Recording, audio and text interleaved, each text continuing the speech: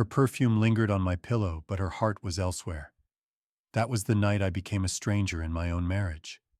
If this story stirred something in your heart, give it a like, share your thoughts below, and subscribe to Revenge Forge, where every story reminds us that pain can lead to power. My name's Bryce Redford. I'm 39, a project manager at a mid-sized construction firm in Denver, Colorado. Solid job pulling in 135,000 a year, enough to keep our modern loft in Lodo stocked with good whiskey and a view of the Rockies. My wife Trisha, 31, is a marketing consultant, sharp, radiant, with a smile that could sell ice to a blizzard. We had the life. Weekend hikes in Boulder, late-night jazz at the Crimson Note, a husky diesel who'd sprawl across our couch during movie marathons. People called us the perfect couple. I believed it. Until I didn't. The cracks started small. Trisha's phone buzzed more than usual, always face down. She'd slip away to client meetings at odd hours, her heels clicking out the door at 9 p.m. Her laugh, once warm, turned guarded, her hazel eyes dodging mine.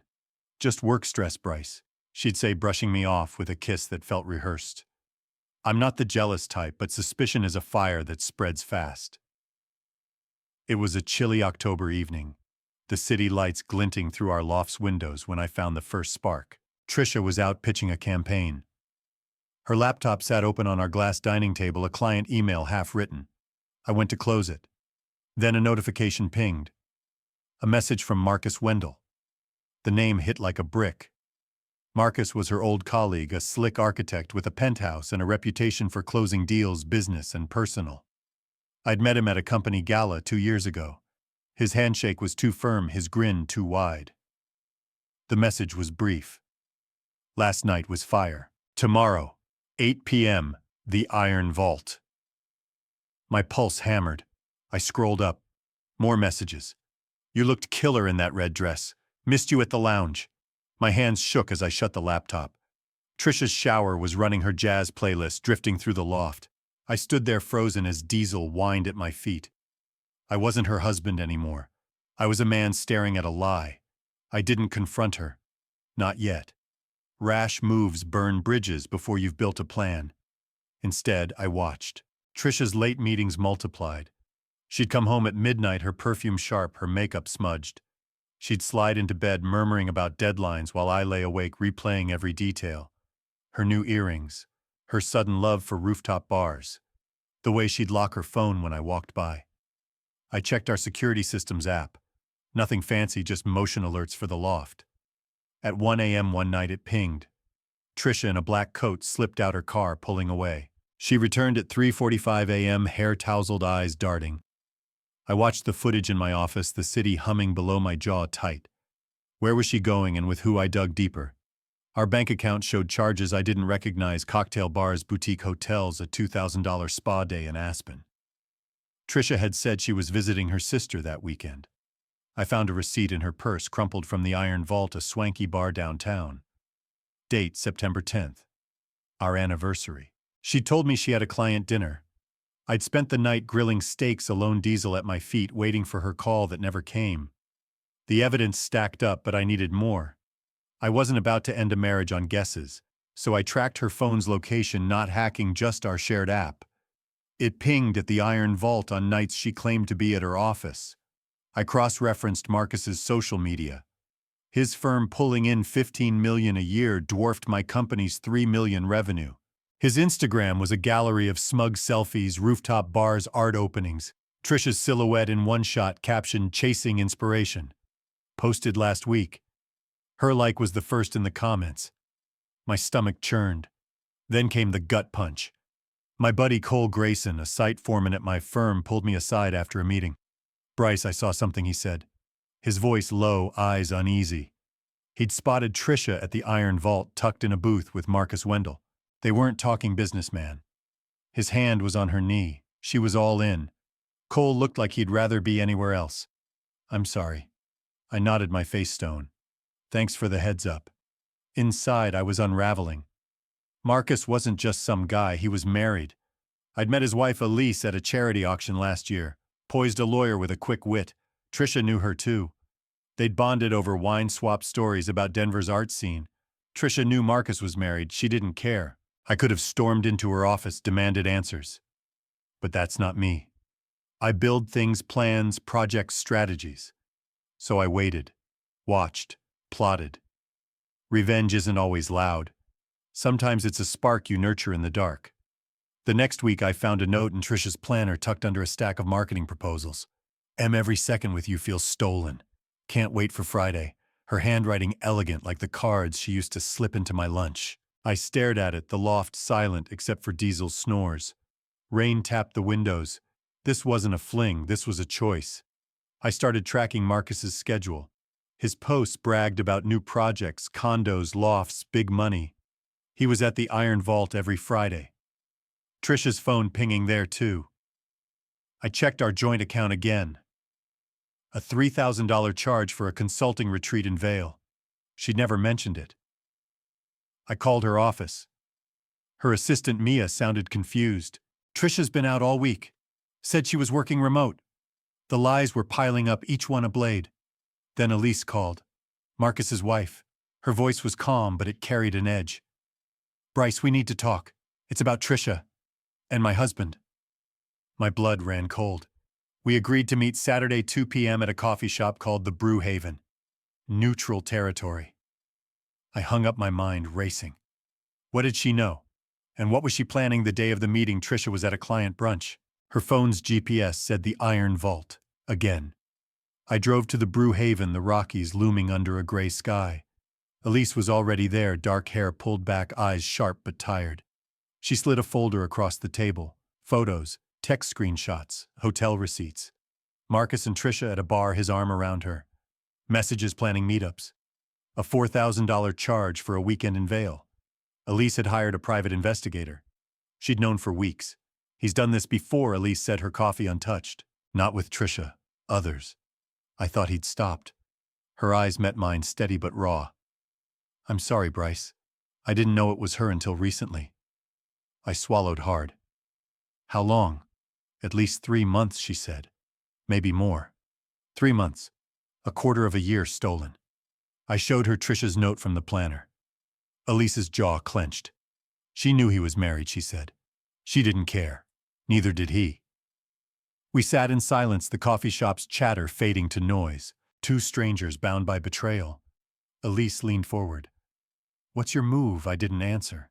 Not because I was lost, but because I was already building something. A plan. A spark that would ignite when the time was right. I sat in my office, the Denver skyline fading into dusk, the folder from Elise burning a hole in my desk. Diesel sprawled at my feet, oblivious to the storm in my head. Trisha's note, every second with you feels stolen, looped in my mind, her elegant scrawl now a taunt. I wasn't ready to confront her. Not yet. A good project manager knows timing is everything. I needed more. I needed leverage. Trisha came home late that night, her cheeks flushed, her coat smelling faintly of bourbon. Client drinks ran long, she said, tossing her keys on the counter. Her eyes flicked away from mine, a tell I'd missed for months. I poured her a glass of wine, played the doting husband. Tough day, I asked, my voice smooth as steel. Yeah, crazy deadlines, she said, sipping fast. You know how it is? I nodded, watching her lie. The loft felt smaller, the air thick with her secrets. Diesel nudged my hand, sensing the tension. I smiled, let her ramble, and filed every word away. She didn't know I'd met Elise. Didn't know I was building a case. The next morning I found a burner phone in her gym bag tucked under a yoga mat. Cheap prepaid, no lock. Sloppy. 3 texts from an unsaved number, Marcus's, I was sure. You're my spark. Friday 9 p.m., the Iron Vault. Can't stop thinking about you. My grip tightened, but I didn't smash it. I snapped photos of the screen, put the phone back. Evidence, not emotion. I called Elise. We met again at the Brew Haven. The coffee shop's warmth, a stark contrast to the cold truth between us. She looked sharper today, her eyes less haunted. I got more, she said, sliding a USB drive across the table. My PI pulled security footage from the Iron Vault. It's bad. I took the drive home, plugged it into my laptop after Trisha left for another client meeting. The footage was grainy but brutal. Trisha and Marcus in a corner booth, his hand on her thigh, her lips brushing his ear. They laughed, clinked glasses, oblivious to the camera. Another clip showed them leaving together, her arm looped through his. Timestamp last Friday, 10 p.m. My anniversary night. I gripped the desk, my knuckles white. Diesel whined, nudging my leg. I exhaled, saved the footage, and added it to my file. The first twist hit the next day. My sister Lena Redford called. She's a real estate agent, sharp and no-nonsense, with a knack for sniffing out dirt. "Bryce, you okay?" she asked, her voice tight. "I heard something from a client. About Marcus Wendell." My pulse spiked. Her client, a developer, had overheard Marcus at a bar bragging about a side deal with a married woman. Not just any woman, Trisha. He'd laughed about how her husband's too busy to notice. Lena's voice shook. "I'm sorry, Bryce, I had to tell you." I thanked her, my jaw tight. Marcus wasn't just cheating, he was gloating. I checked his social media again. A new post him at a rooftop bar, the starlit loft with a caption, "New Ventures, New Flames." Trisha's reflection glinted in the glass behind him, her smile unmistakable. Posted yesterday. Her like was pinned at the top. I saved the screenshot, my blood simmering. Then came the second twist. Cole, my buddy who'd spotted Trisha at the Iron Vault, texted me. "Need to talk. In person." We met at a dive bar, the Rusty Spur, far from downtown's glitz. Cole looked uneasy, nursing a beer. "There's more, man," he said. I didn't want to pile on, but I saw Trisha again, with Marcus, and someone else. My stomach dropped. Her friend Rachel Klein, the event planner. They were at the starlit loft, all cozy. Rachel was in on it, laughing, touching Marcus's arm. It wasn't just a fling, Bryce, it felt planned. Rachel. Trisha's college friend, the bubbly brunette who'd organized our engagement party. She'd sent us a bottle of champagne on our last anniversary, the one Trisha spent working. The betrayal cut deeper, a blade twisting. Rachel wasn't just a bystander, she was complicit. "Thanks, Cole," I said, my voice low. "I owe you." "You don't owe me," he said. "Just watch your back." I drove home, the Rockies looming under a starless sky. Trisha was out, her phone pinging at the starlit loft. Again. I didn't follow. Instead, I dug into Rachel's social media. Her posts were loud, glitzy events, designer dresses, and one photo with Marcus at an art gallery, Trisha in the background. Caption, "Creative sparks fly." Posted 2 weeks ago. My fists clenched. This wasn't just an affair. It was a network of lies.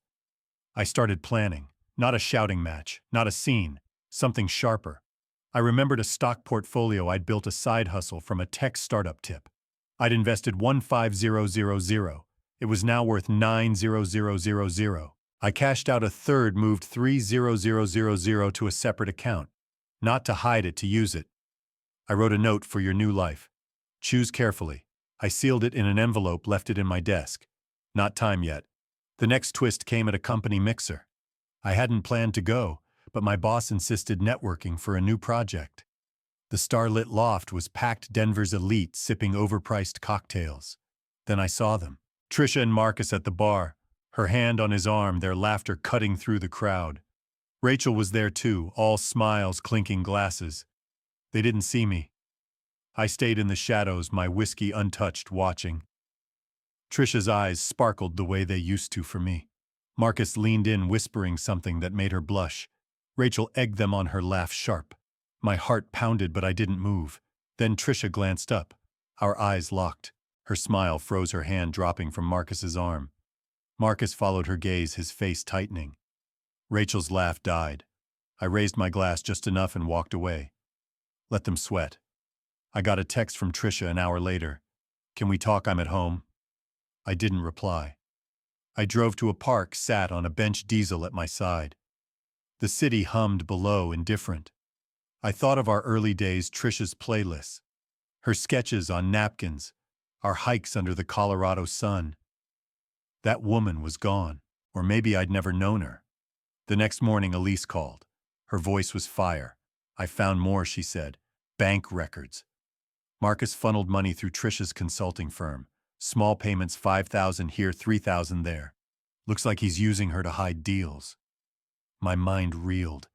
Trisha wasn't just cheating, she was a pawn in Marcus's schemes. "There's more," Elise said. "Rachel's involved. She's been brokering his event contracts, skimming fees. They're a team." I leaned back, the loft silent except for Diesel's snores. "What's your play?" I asked. "I'm taking him down," Elise said. Lawyers ready. You and count me in, I said. We weren't just victims now. We were architects of justice. That night, Trisha came home, her eyes red. Bryce, we need to talk, she said, her voice trembling. She stood in the kitchen clutching her phone. I poured coffee, kept my face blank. What's up? I asked, casual, like I hadn't seen her world unravel. I know you saw me, she said, at the starlit loft. It's not what you think. I laughed cold. Not what I think. I've got footage, Trisha. Texts, receipts, you and Marcus, and Rachel. Her face crumpled. Rachel. What are you talking about?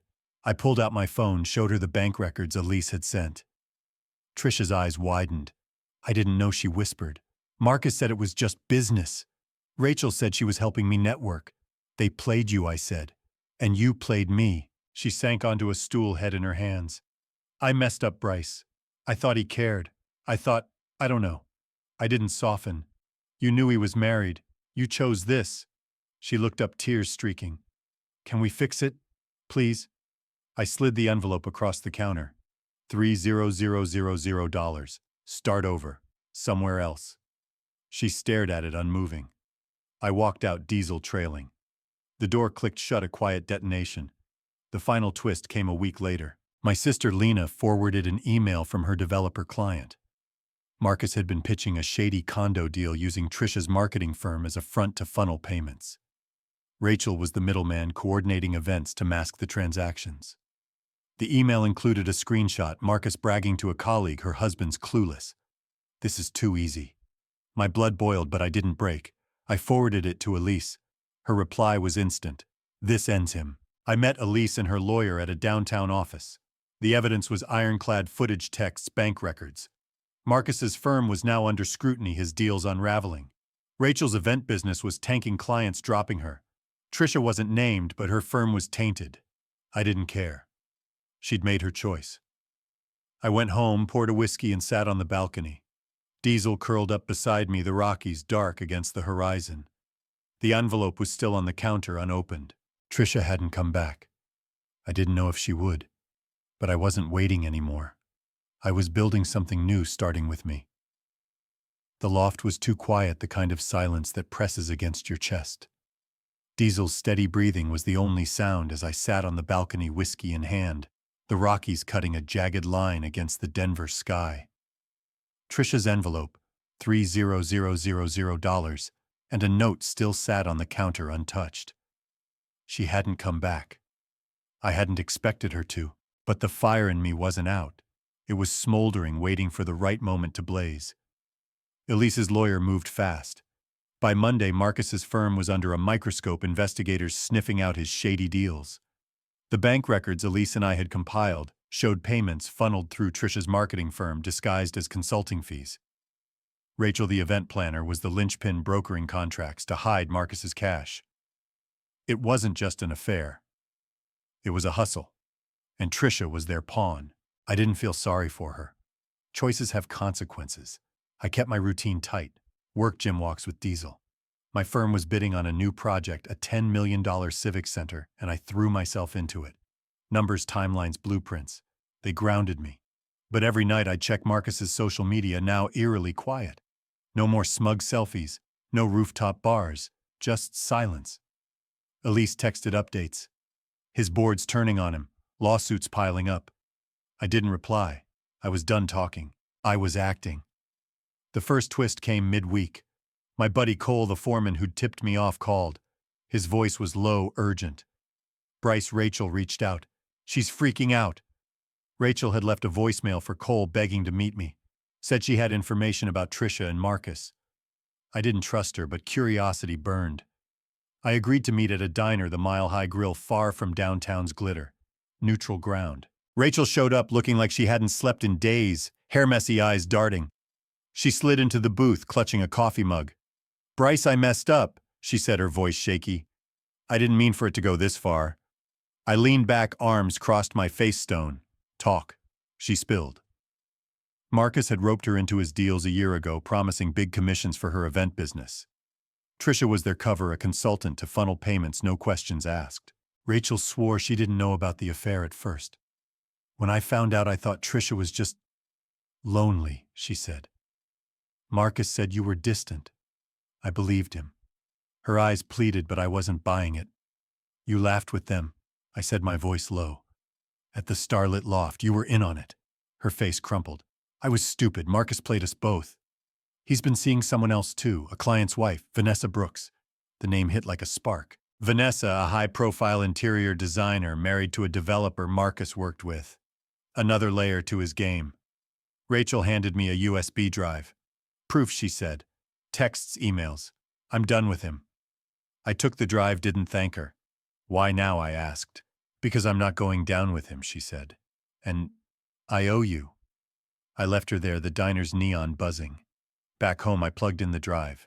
Texts between Marcus and Vanessa, flirty, explicit. Emails about discreet meetings at a ski lodge. A photo of them at a gallery, Vanessa's arm around Marcus, Trisha nowhere in sight. My wife wasn't his only mark. She was one of many. I forwarded it to Elise. Her reply, "This buries him." The next twist came from Trisha's sister, Kayla. She called Friday, her voice soft but firm. "Bryce, Trisha's staying with me. She's a wreck." Kayla paused like she was weighing her words. "She knows you know. About Marcus. About Rachel. She found your envelope. She hasn't opened it, but she's broken." I stared out at the city diesel at my feet. "She's sorry, Bryce. She wants to talk. She made her choice," I said, my voice steady. "I'm done talking." Kayla sighed. "I get it. But she's seeing a counselor, trying to figure out why she did this. I thought you should know." I hung up my chest tight. Part of me wanted to see Trisha, to hear her excuses. But the footage, the texts, the lies, they were louder. I blocked Kayla's number. Diesel nudged my hand, grounding me.